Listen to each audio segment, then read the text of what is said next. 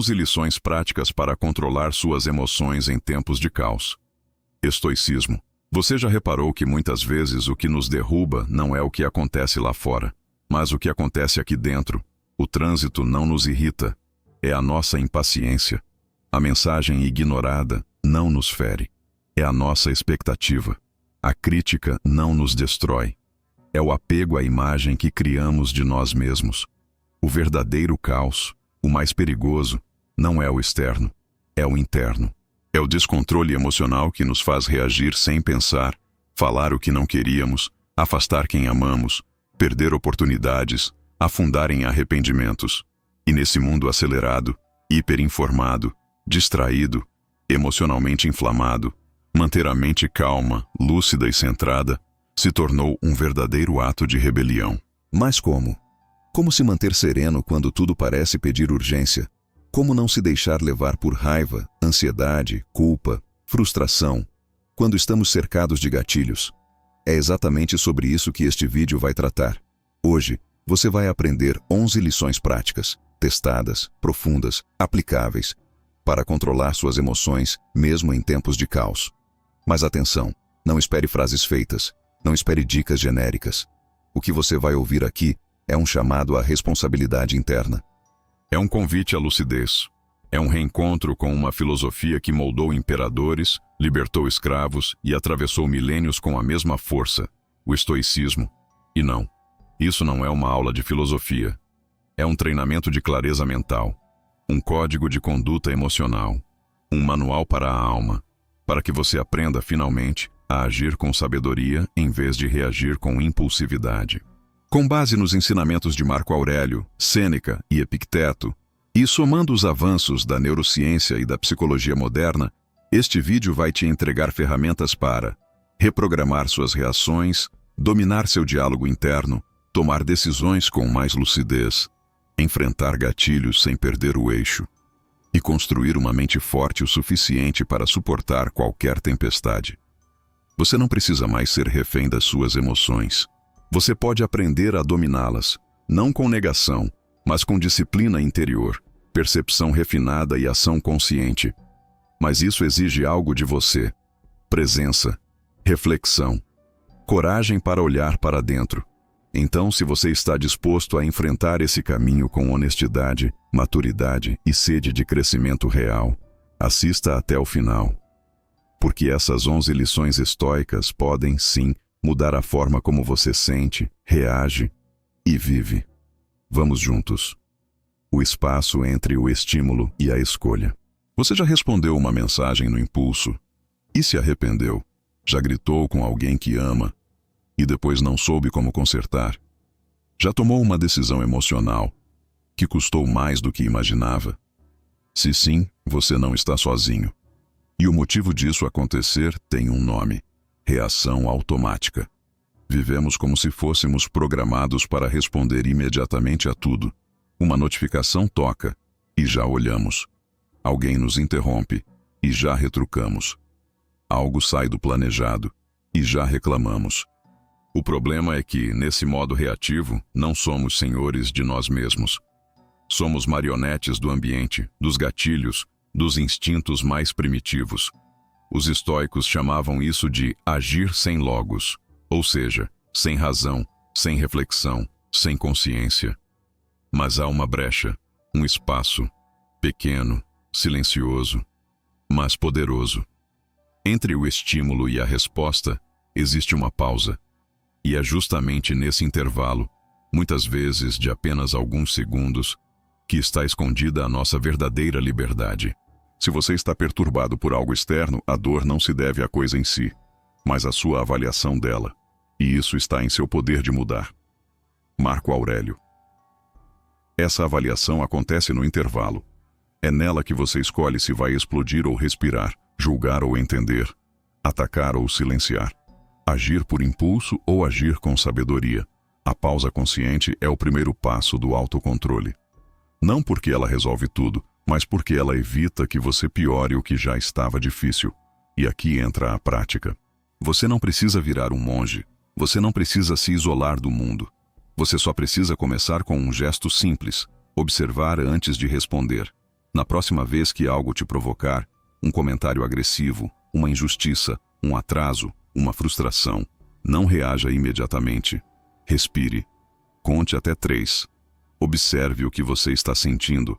Nomeie a emoção. E só depois escolha o que fazer com ela. Parece pouco, mas é nesse instante que você se diferencia da maioria.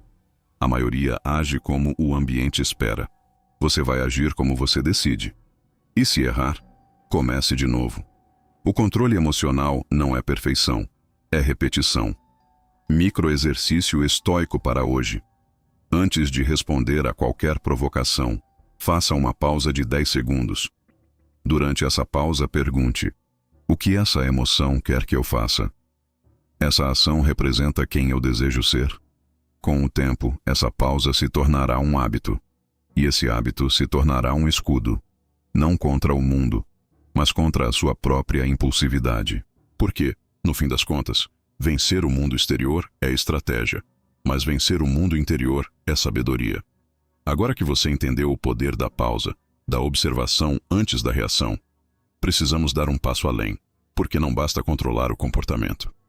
É preciso compreender o que alimenta a emoção. E quase sempre, ela nasce de um julgamento inconsciente. E é sobre isso que falaremos no próximo capítulo. Nem tudo que dói é real.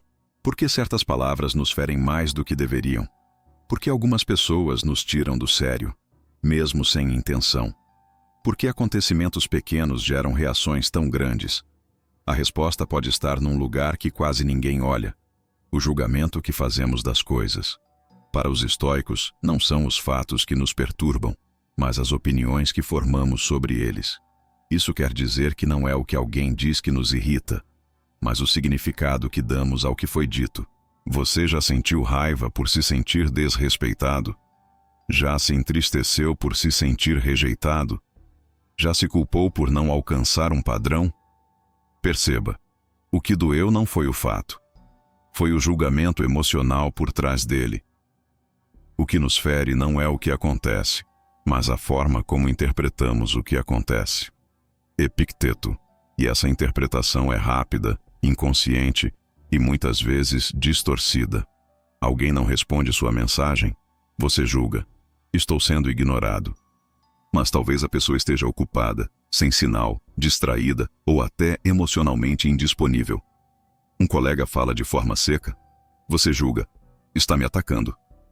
Mas talvez ele esteja ansioso, cansado ou até frustrado com algo que não tem nada a ver com você.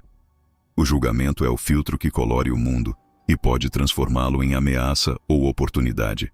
Se queremos controlar as emoções, precisamos aprender a enxergar esse filtro. E mais, a questioná-lo, a desmontá-lo, a limpá-lo. O estoico não é frio. Ele apenas aprendeu a duvidar do primeiro pensamento. Porque o primeiro pensamento, quase sempre, é influenciado por medos antigos, traumas não resolvidos, inseguranças que disfarçamos de razão. Aqui está o exercício. Na próxima vez que sentir uma emoção forte, raiva, tristeza, vergonha, ansiedade, pare e se pergunte: que julgamento eu fiz para me sentir assim? O que estou assumindo que talvez não seja verdade? Ao fazer isso, você vira o espelho. Em vez de apontar para o mundo, você olha para dentro e começa a perceber que o seu maior inimigo pode ser a sua interpretação. Essa consciência não enfraquece suas emoções, ela as educa. Você ainda pode sentir raiva, mas agora saberá o porquê. Você ainda pode se entristecer, mas sem se afundar na ilusão. Você ainda pode se sentir ferido, mas sem entregar sua liberdade à opinião dos outros. A clareza do julgamento é a primeira forma de liberdade emocional. E liberdade emocional não é viver sem sentir. É sentir com consciência. Agora que você aprendeu a olhar seus julgamentos como espelhos e não verdades absolutas, está pronto para encarar um novo inimigo, o pensamento que se repete, se alimenta e domina. No próximo capítulo, vamos falar sobre como silenciar o ciclo da ruminação e recuperar a autoridade sobre a própria mente. Quando a mente alimenta a própria prisão. Você já se pegou pensando repetidamente na mesma coisa, como se a mente tivesse ficado presa num eco? Repassando uma conversa, simulando desfechos, remoendo o que foi dito ou o que você deveria ter dito. Esse fenômeno tem nome, ruminação, e ela é uma das principais causas de ansiedade, estresse e desgaste emocional. A mente começa com uma semente, um pensamento simples, mas em vez de deixar esse pensamento passar, nós o regamos com atenção, medo e imaginação. E sem perceber, construímos um monstro que nos prende por dentro. É como um microfone diante de uma caixa de som. O som entra, se amplifica e volta ainda mais alto, criando um ciclo que se realimenta. Assim são os pensamentos ruminantes. E sabe qual é o problema disso? A mente acredita no que ela repete. Quanto mais você pensa que não é suficiente, mais seu corpo sente isso como verdade. Quanto mais você imagina o pior cenário, mais seu sistema nervoso reage como se ele já estivesse acontecendo. O pensamento aqui deixa de ser uma ferramenta e vira uma prisão. Os estoicos sabiam disso muito antes da psicologia moderna. Eles nos ensinaram a desenvolver a capacidade de observar o pensamento sem se tornar o pensamento.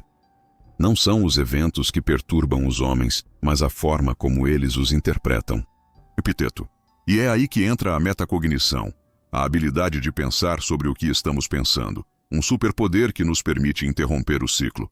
A técnica é simples, mas poderosa. Na próxima vez que perceber que sua mente está repetindo algo, faça o seguinte. 1. Dê nome ao pensamento. Diga em voz baixa ou mentalmente: estou pensando que vou fracassar. Estou pensando que estou sendo rejeitado. Estou pensando que nada vai dar certo. 2. Coloque esse pensamento sob observação.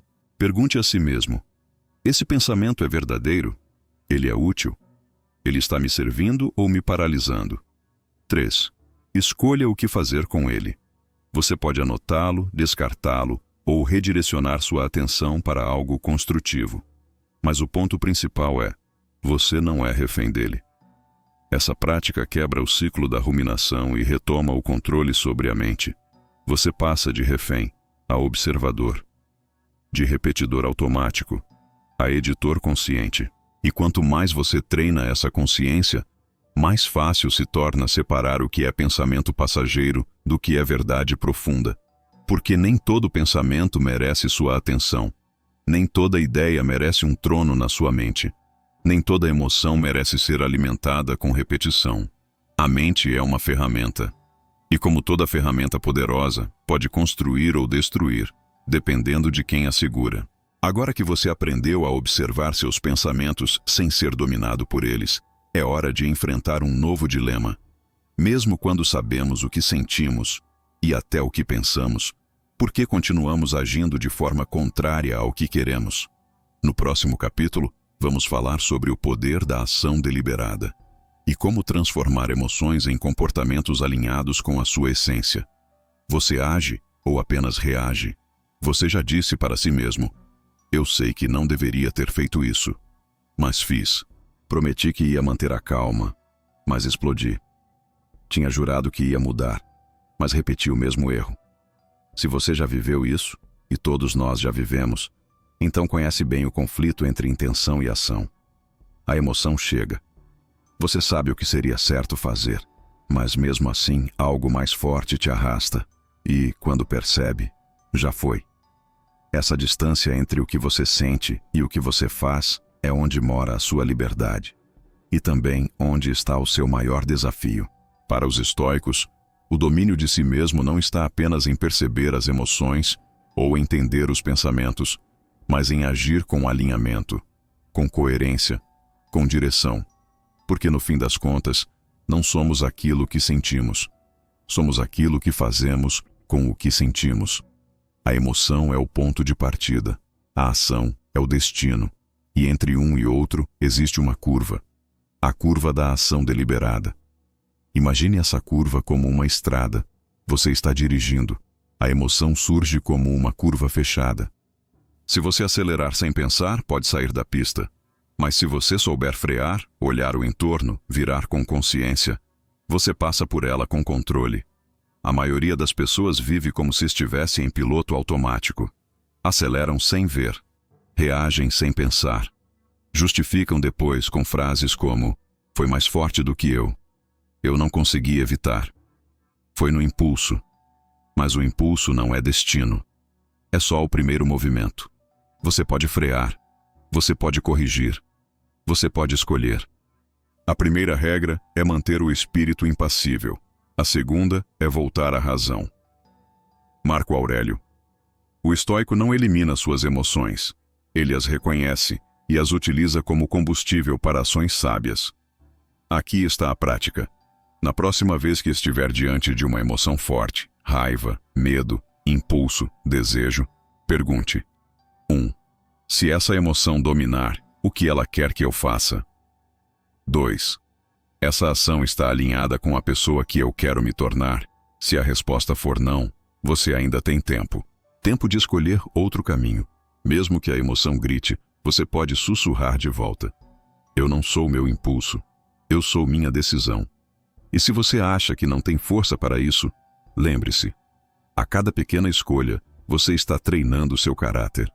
A cada vez que escolhe o alinhamento em vez do descontrole, você está esculpindo a sua própria integridade.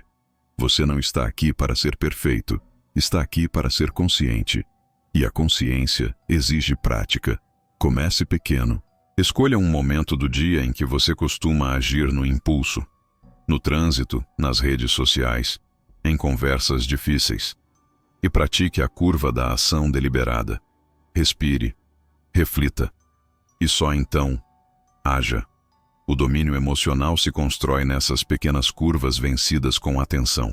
Mas e quando a curva é tão inesperada, tão fora do seu controle, que nem dá tempo de se preparar? E quando a vida muda tudo de repente, e suas emoções tentam te derrubar? No próximo capítulo, vamos explorar o poder da visualização negativa, um antídoto estoico para o imprevisível. Preparar-se para perder é a forma mais profunda de ganhar. A maioria das pessoas vive tentando evitar pensamentos negativos. Querem afastar o medo, rejeitar a possibilidade da perda, não imaginar o pior. Mas o estoicismo ensina exatamente o contrário. Imagine perder o que você mais ama. Imagine seu plano fracassando. Imagine que algo essencial, estabilidade, saúde, vínculos, lhe seja tirado amanhã. Duro? Sim. Inútil? Pelo contrário. É uma das práticas mais poderosas da filosofia estoica. Chama-se premeditatio malorum, a premeditação dos males. E não se trata de pessimismo. Trata-se de realismo lúcido, de treino emocional, de não ser pego desprevenido. Reflita com frequência sobre quão rápido tudo desaparece: o mundo, os corpos, a memória. Marco Aurélio. Ao imaginar a perda, não buscamos o sofrimento antecipado. Buscamos a fortaleza mental que nos prepara para ela. Porque quanto mais você evita pensar no que pode dar errado, mais vulnerável fica quando as coisas, inevitavelmente, saem do controle. E sairão. A vida, como você bem sabe, não pede licença para mudar os planos. Ela não avisa quando vai virar a mesa. E, se você não estiver preparado internamente, será levado como folha ao vento. Mas se você já enfrentou a perda dentro de si, se você já considerou a hipótese do fim, se você já treinou sua alma para a impermanência, então, quando o caos vier, ele não te pegará desprevenido. Essa visualização negativa não endurece o coração, ela o afina. Ela aumenta o valor da presença. Ela coloca tudo em perspectiva. Você começa a valorizar o que tem, porque sabe que pode acabar. Você cuida melhor dos seus vínculos porque entende que são frágeis. Você se torna menos arrogante, menos ansioso, menos apegado. E, paradoxalmente, vive melhor. Aqui está o exercício. Hoje, escolha algo que você ama. Seu trabalho, sua liberdade, sua saúde, alguém que você ama. Feche os olhos por 1 minuto e imagine. E se isso me fosse tirado amanhã? Permita-se sentir o vazio, não para alimentar o medo, mas para cultivar a gratidão. E depois pergunte: o que posso fazer hoje para honrar isso com mais presença? Esse simples ato de imaginar a perda nos devolve à realidade, nos liberta da ilusão da permanência e nos treina para o dia em que a perda de fato vier, porque ela virá. O estoico não deseja a dor, mas se ela vier, ele estará pronto, porque já a enfrentou antes, na mente, no coração, no espírito. E quem está preparado para perder está mais livre para viver. Até aqui, você aprendeu a pausar, questionar, observar e se preparar. Mas agora, vamos mudar de direção. Porque nem sempre o inimigo está nas emoções negativas. Às vezes, ele está na forma como você usa o tempo. E a sua relação com o tempo pode ser o que está alimentando todo o seu caos emocional. No próximo capítulo, falaremos sobre como transformar o tempo de inimigo em aliado, segundo a lógica estoica. A urgência de viver o agora com presença. Você já sentiu que os dias passam rápido demais? Que o tempo escorre entre os dedos? Que mesmo ocupado, correndo, fazendo 1000 coisas, ainda assim termina o dia com a sensação de que nada foi realmente vivido? Esse é o drama silencioso da vida moderna. Estamos sempre ocupados, mas raramente presentes. Sempre conectados, mas cada vez mais dispersos. Cheios de afazeres, mas vazios de propósito. E então a ansiedade cresce. A frustração se instala. E as emoções saem do eixo. Por quê? Porque perdemos a conexão com o tempo real, o tempo do agora. Você age como se tivesse tempo infinito. Mas a vida não promete um amanhã. Marco Aurélio. A raiz de boa parte do nosso caos emocional está nesse erro sutil. A crença de que sempre haverá depois. Depois eu peço desculpas. Depois eu cuido de mim. Depois eu organizo minha mente. Depois eu vivo o que quero viver.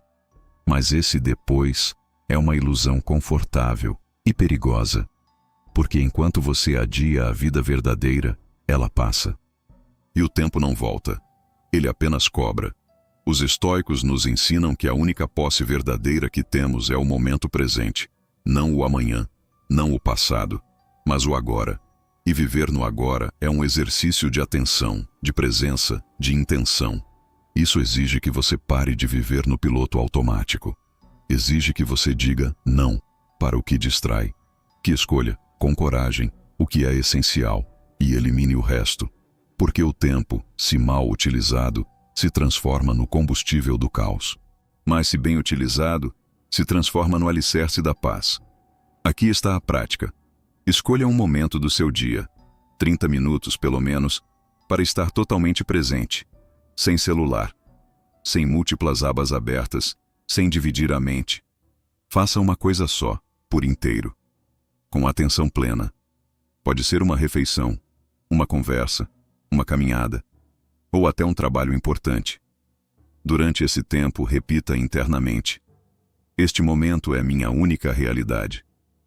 Com o tempo, essa prática transforma a sua relação com o mundo.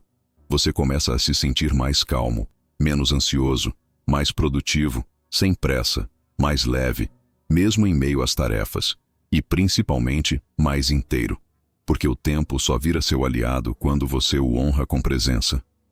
Agora que você entendeu o poder do tempo vivido com intenção, vamos falar sobre um outro fator que influencia profundamente o seu estado emocional, mas que poucos percebem: as pessoas ao seu redor. No próximo capítulo, você vai descobrir como cultivar uma comunidade de serenidade e proteger sua paz com sabedoria social. Você se cerca de quem te fortalece ou te fragmenta? Você já saiu de uma conversa se sentindo drenado, inquieto, irritado, sem saber exatamente o porquê? Já percebeu como algumas pessoas parecem acender em nós o melhor, enquanto outras despertam o pior? O que poucos entendem, mas os estoicos sabiam com clareza, é que o ambiente emocional em que vivemos é moldado, em grande parte, pelas pessoas com quem convivemos.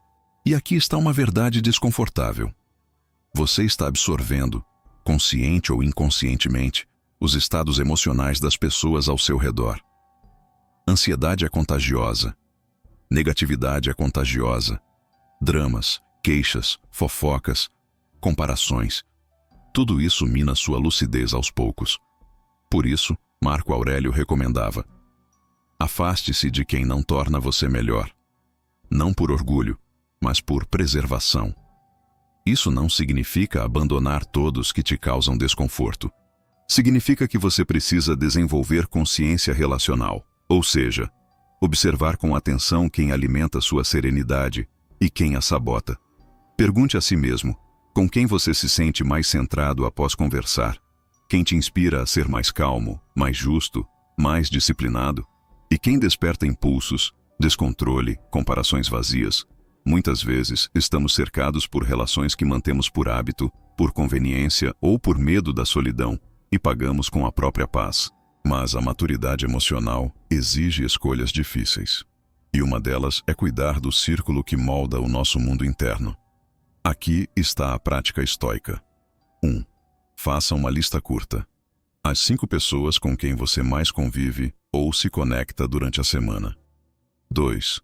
Ao lado de cada nome responda: essa pessoa fortalece minha paz ou me distancia dela. Isso não é um julgamento moral. É um diagnóstico de impacto. E com esse diagnóstico em mãos, você pode fazer pequenos ajustes. Diminuir a frequência com quem fragmenta. Aumentar o tempo com quem eleva. Criar limites saudáveis. E, acima de tudo, cultivar ativamente vínculos com quem compartilha dos seus valores de clareza, foco e equilíbrio. Porque ninguém se transforma sozinho. Até os grandes filósofos, mesmo mestres do autocontrole, tinham comunidades, círculos de diálogo, escolas de pensamento. Você precisa de pessoas que não alimentem seus vícios emocionais, mas sim sua evolução. Construa sua comunidade de serenidade. Mesmo que ela comece com apenas uma pessoa. Mesmo que essa pessoa, no início, seja você.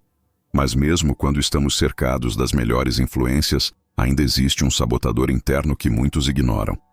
A forma como falamos com nós mesmos.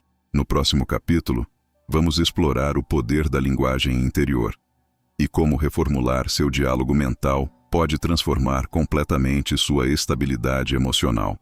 O que você diz a si mesmo quando ninguém está ouvindo? Você já reparou como fala consigo mesmo nos momentos difíceis? Quando comete um erro, você diz: eu sou burro. De novo isso? Você nunca vai aprender. Ou você fala como falaria com um amigo que está sofrendo, com paciência, com firmeza, com respeito. A maioria de nós é mais cruel consigo mesmo do que jamais seria com outra pessoa. E essa crueldade silenciosa tem um preço alto. Ela amplifica emoções negativas, reduz nossa autoconfiança e mina nossa estabilidade interna. Para os estoicos, a forma como organizamos os pensamentos é a chave da liberdade interior, e isso começa com a qualidade da nossa linguagem interna. O que domina sua mente, domina sua vida. Sêneca. Sua mente escuta tudo o que você diz, mesmo quando é só pensamento. Ela registra. Ela responde. Ela constrói realidades com base nesse vocabulário interno. Por isso, a sua maneira de falar consigo mesmo nos momentos de erro, de tensão, de desafio, molda o modo como você se sente. A linguagem é como um espelho da consciência, e esse espelho pode deformar ou refletir com exatidão. A pergunta é: você fala com você como um mestre fala com um aprendiz, ou como um tirano fala com um escravo? Veja, isso não é sobre ser positivo o tempo todo. Não é sobre repetir frases prontas diante da dor. É sobre ter lucidez na linguagem, elegância no pensamento, firmeza sem autoviolência. Aqui está a prática. 1. Em momentos de erro ou tensão, pare e ouça o que está dizendo a si mesmo. 2. Pergunte: essa frase que estou repetindo me fortalece ou me destrói? Ela me aproxima de quem quero ser ou me mantém acorrentado ao que já fui? 3. Reescreva a frase com consciência. Por exemplo: eu sou um fracasso. Estou enfrentando algo difícil, mas posso aprender com isso.